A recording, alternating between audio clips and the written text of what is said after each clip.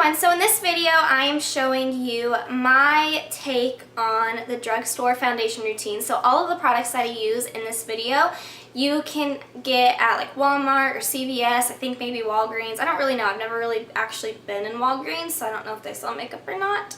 I'm gonna say that they do, but all of the makeup that I use in this video you can get at a drugstore for around $10 or less, so it's pretty cheap foundation routine. Also, most of the products I actually do use on a regular day-to-day basis, so I guess this is going to be a really short intro, so it's going to be kind of a fast video, but if you would like to see how I did my foundation with this fabulous drugstore makeup, keep watching and let's get started. The first thing that I do before I apply any makeup to my face is put moisturizer on my face, and this is the Garnier Skin Renew Radiance Moisture Cream, and I've been using this moisturizer for about 2 years now. I think I did, not this exact one, but I think I did kind of like my skincare routine about a year ago, and I used this moisturizer and I absolutely love it, so I'm going to apply that evenly all over my face.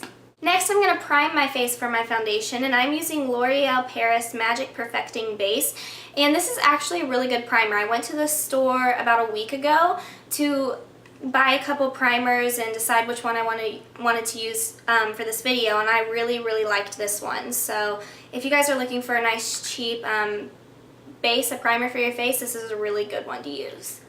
Next, using a wedge sponge applicator, I'm going to take the end of it and apply my foundation.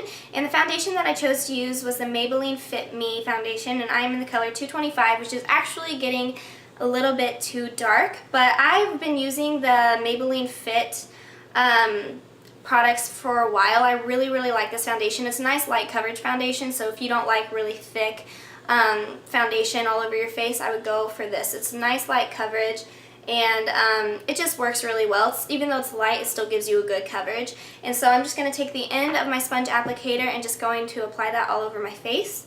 And then when I'm done with that, I'm going to take a clean side of the sponge and then kind of rub it into my hairline and pat a little bit on my face where I think I might have gotten too much foundation. Also, be sure to get it down past your neckline and onto your neck so that you don't have a mask. Next, for concealer, this concealer I actually do use in my everyday makeup routine, and it is a drugstore concealer, and it's the CoverGirl and Olay Simply Ageless Eye Concealer. I'm in the color 215, and I'm just going to take another sponge applicator and apply that underneath my eyes and just pat it on. You don't want to rub.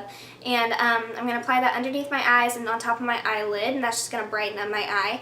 And then I'm also going to just apply it to any trouble areas that I have. I had a few places here around my chin where I've got dry skin and it kind of turns a little red. So I'm going to put that there, and then a couple blemishes on my forehead. The powder I chose to use was another Maybelline Fit Me product, and this was in the color 320, which is honey beige.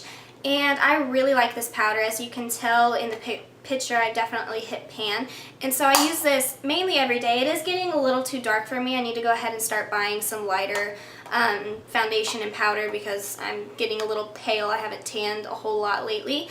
And then the brush that I'm using is just a really big fluffy brush from EcoTools, which you can also get at the drugstore. Now for blush, obviously when you go to a drugstore you've got tons of options when it comes to blush. There's tons of different kinds from every single brand, but I typically stick to more of like a rosy color, like a mauve pink. Sometimes I'll go for like a lighter pink or a red, but my favorite color is kind of like darker pinks and purples. So I went with this CoverGirl blush, and this is in the color Rockin' Rose, and I'm just going to take kind of like an angled blush brush that's also from EcoTools, so you can also get this at the drugstore. I'm just going to take that and apply that to the apples of my cheeks and work my way up towards my temples. Now for the last part of my foundation routine, I'm going to highlight the places on my face that need to be highlighted.